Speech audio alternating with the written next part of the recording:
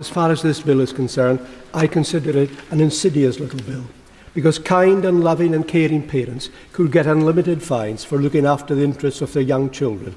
And of course, prison could await them if they refuse to pay the fine and are in contempt of court. So, my lords, a 14-year-old girl tells her mother that she wants to be a boy, and her mother says, oh, she should wait till she's a bit older, because she's been a girl for 14 years, and that remaining a girl for a few more years is the best thing to do.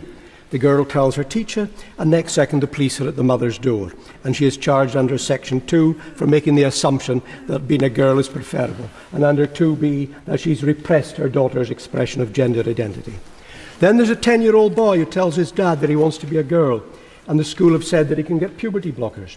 His father says if he does that, he'll be chemically castrated and never have children, and he should not do it. The father discusses it with him in detail, but the boy, egged on by schoolmates, tells his teachers, and the next minute that father is also prosecuted. My lords, unamended, this is the sort of sick society that this bill would bring about. And what's the problem the bill is trying to fix?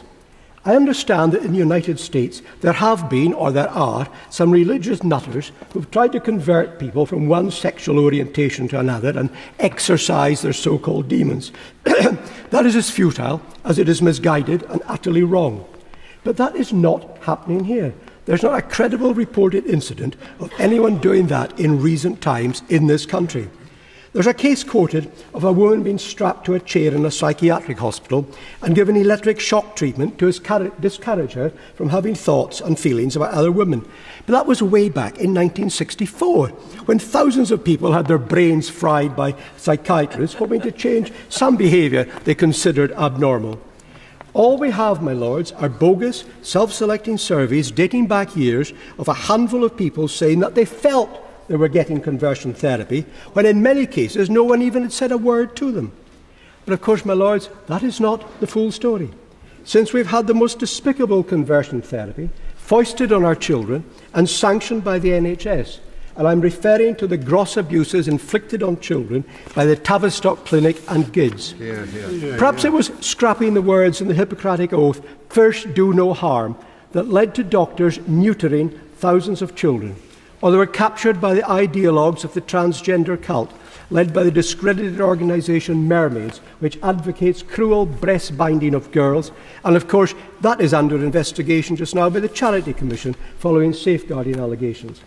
I exempt the courageous whistleblowers at the Tavistock who exposed this scandal and were vilified for it. My lords, only cult capture by the trans zealots can explain why 138 children were referred in 2010 for genuine gender dysphoria, but that had rocketed from 138 to 3,585 in 2021, as the fad for converting children from one sex to another took hold.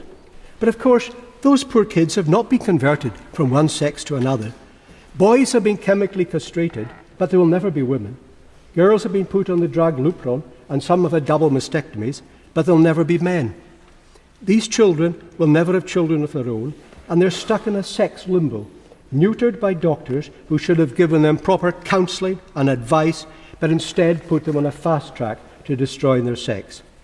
The Cass interim report has exposed what was utterly wrong with this Tavistock and GIDS, because they made an assumption that one gender was preferable to another, and with the intended purpose of attempting to change a person's gender identity. Does that sound familiar, my lords? Because that's exactly what this bill is seeking to do. So the abuses which were done to children at the Tavistock, which Cass criticised, would be the same abuses which this bill would legalise. If we could make this bill retrospective and prosecute all those at the Tavistock who did this to little children, then I'd be the first to vote for it. A principal criticism of the abuses at the Tavistock were that no proper counselling or psychiatric advice was given. It was all peremptory and rushed, but if this bill becomes law, then anyone, parents, doctors, psychiatrists, teachers, seeking to give proper advice would be guilty of an offence. That's why, my lords, I call this an insidious little bill, and it should never reach the statute book.